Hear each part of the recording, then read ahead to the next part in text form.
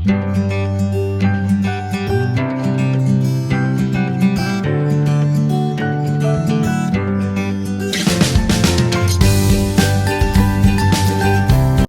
दोस्तों, आज हम बात करेंगे रिफ्लेक्टिव एरर्स के बारे में। आज हम लोग जानेंगे रिफ्लेक्टिव एरर्स क्या है, क्या इसके कारण है, क्या इसके साइन सिम्टम्स हैं तथा क्या इसका ट्रीटमेंट है। तो आइए जानते हैं what is reflective errors.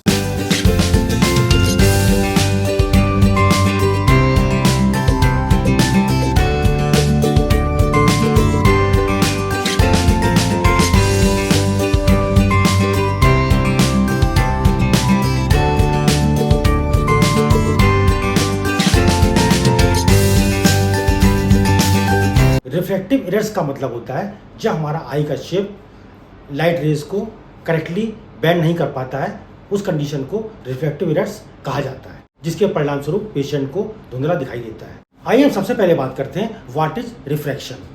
Refraction का मतलब होता है बेंडिंग ऑफ लाइट रेज का बेंड कर। जब लाइट रेज एक ऑब्जेक्ट से दूसरे ऑब्जेक्ट तक पास की जाती है, उसके बाद वो बेंड कर जाती है, इस कंडीशन को रिफ्रैक्शन कहा जाता है। अब हम बात करते हैं इमेज कैसे दिखाई देती है। जब लाइट रेज आपकी आंखों पर पड़ती है तो ये कॉर्निया से होते हुए लेंस तक टकराती है।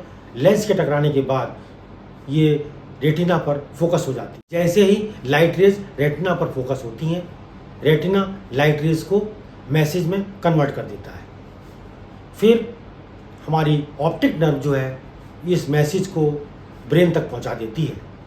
जैसे ही मैसेज ब्रेन तक पहुंचता है, ब्रेन उस मैसेज को इमेज में कन्वर्ट कर देता है।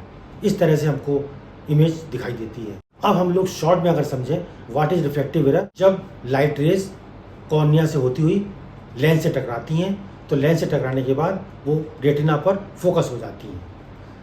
यदि ये लाइट रेज रेटिना तक फोकस नहीं हो पाती हैं, उस कंडीशन में जो एरर होता है उसे रिफ्लेक्टिव एरर के नाम से जाना जाता है।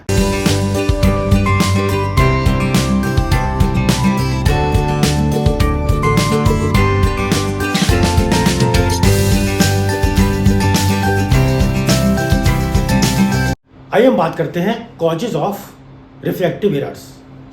रिफ्लेक्टिव एरर्स की अगर आप देखें तो इसके दो मेन कॉजेज हैं।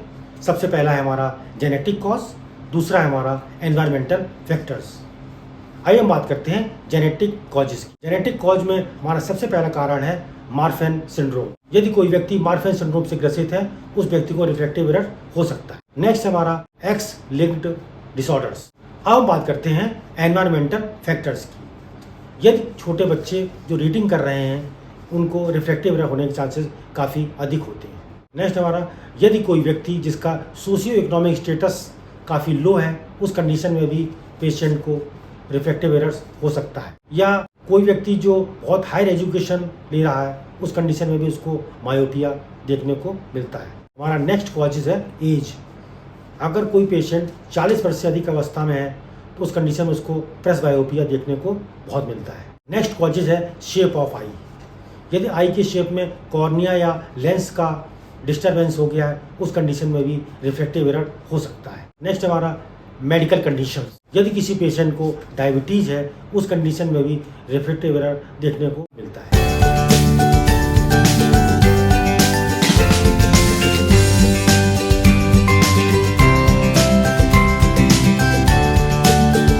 आइए हम बात करते हैं sign symptoms of reflective errors.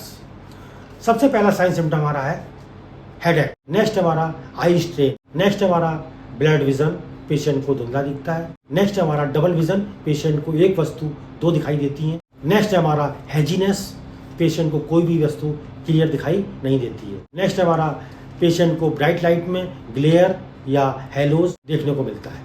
Next हमारा स्क्विंटिंग, पेशेंट में भेगापन भी देखने को मिलता है। नेक्स्ट हमारा difficulty seeing at night, patient को नाइट में देखने में काफ़ी प्रॉब्लम होती है।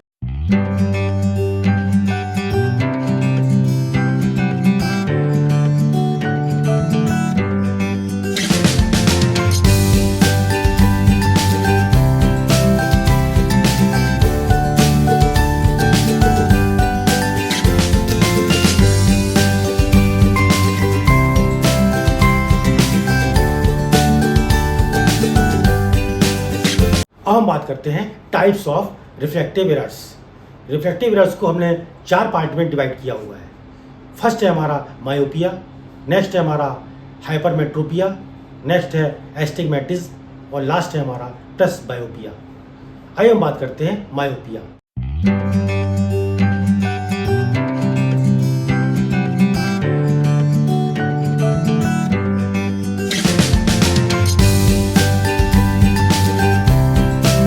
मायोपिया को नियर साइटेडनेस के नाम से भी जाना जाता है।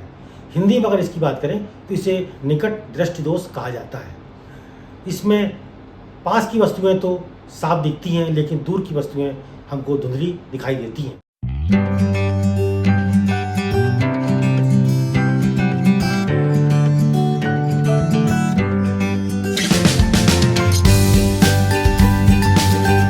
नेक्स्ट है हमारा हाइपरओपिया या हाइपरमेट्रोपिया। इसे फार साइटेडनेस के नाम से भी जाना जाता है। इसे हिंदी में दूर दृष्टि दोष के नाम से जानते हैं। इसमें दूर की वस्तु हमें स्पष्ट दिखाई देती है, परंतु पास की चीज़ें हमको धुंधली दिखाई देती हैं। नेक्स्ट है हमारा एस्टिग्मेटिज्म।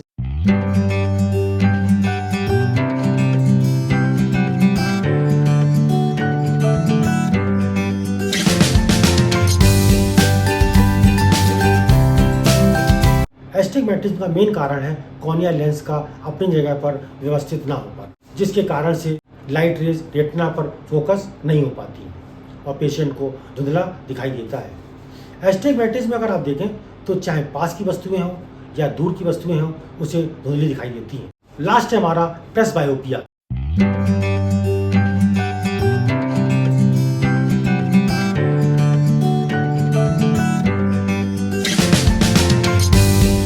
प्रेसबायोपिया को age related loss of near vision के नाम से भी जाना जाता है। जब कोई व्यक्ति जिसकी उम्र 40 वर्ष से अधिक है, उस कंडीशन में पेशेंट को पास की चीज़ें धुंधली दिखाई देती हैं। इस कंडीशन को प्रेसबायोपिया कहा जाता है। इसमें अगर आप देखें तो पेशेंट को प्लस नंबर दिया जाता है, जैसे +1, +2, +3। आइए हम बात करते हैं डायग्नोसिस ऑफ रिफ्रैक्टिव एरर्स।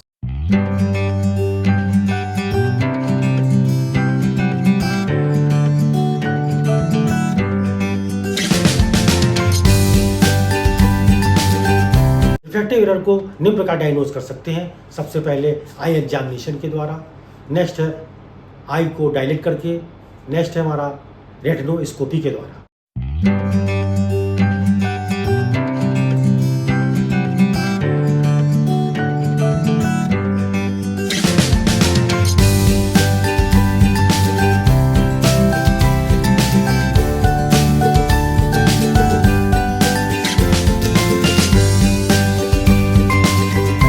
आइए हम बात करते हैं treatment of refractive errors. Refractive errors को निम्न प्रकार ट्रीट कर सकते हैं। सबसे पहले ग्लासेस के द्वारा, सेकंड है हमारा कॉन्टैक्ट लेंसेज के द्वारा, नेक्स्ट है हमारा सर्जरी के द्वारा। आइए हम बात करते हैं ग्लासेस के बारे में। अगर हम मायोपिया की बात करें, इस कंडीशन में पेशेंट को कॉन्केव लेंस के द्वारा पेशेंट का रिफ्रैक्टिव एरर सही किया जा सकता है। ये एक माइनस नंबर होता है, इसमें पेशेंट को -1, -2, -3 इस तरह से नंबर दिए जा सकते हैं। नेक्स्ट है हमारा हाइपरमेट्रोपिया। हाइपरमेट्रोपिया के लिए कॉन्वेक्स लेंसेज का यूज किया जाता है। इसमें आप पेशेंट को प्लस नंबर दिया जाता है, +1, +2, +3। नेक्स्ट है हमारा एस्टिग्मेटिज्म। एस्टिग्मेटिज्म में जैसा कि हम लोग जानते हैं, इसमें पेशेंट का कॉर्निया और लेंस वो में डिफेक्ट आ जाता है, जिसके कारण से रेटिना पर लाइट रेज फोकस नहीं हो पाती हैं। इस कंडीशन में पेशेंट को स्फेरिकल या सिलेंड्रिकल लेंसेज प्रोवाइड किए जा सकते हैं। प्रेसबायोपिया के केसेस में हम लोग कॉन्वेक्स लेंसेज या कॉन्केव लेंसेज का यूज कर सकते हैं। पेशेंट को बाईफोकल लेंस प्रोवाइड किया सकता है या प्रोग्रेसिव लेंस प्रोवाइड किए जा सकते हैं। हमारा नेक्स्ट ट्रीटमेंट है कॉन्टैक्ट लेंस के द्वारा। कॉन्टैक्ट लेंस के द्वारा भी हम रिफ्रैक्टिव एरर को ठीक कर सकते हैं। और लास्ट है हमारा सर्जरी के द्वारा। पेशेंट को लेसिक सर्जरी के द्वारा पेशेंट का रिफ्रैक्टिव एरर ठीक किया जा सकता है। एक ट्रीटमेंट और है, इसको बोलते हैं आर्थोकेरेटोलॉजी। इस ट्रीटमेंट में क्या है, ये एक नॉन सर्जिकल ट्रीटमेंट है। इसमें हम लोग एक स्पेशल टाइप का कॉन्टैक्ट लेंस पेशेंट को प्रोवाइड कराते हैं, जिससे कि हमारा कॉर्निया रीशेप में आ जाए।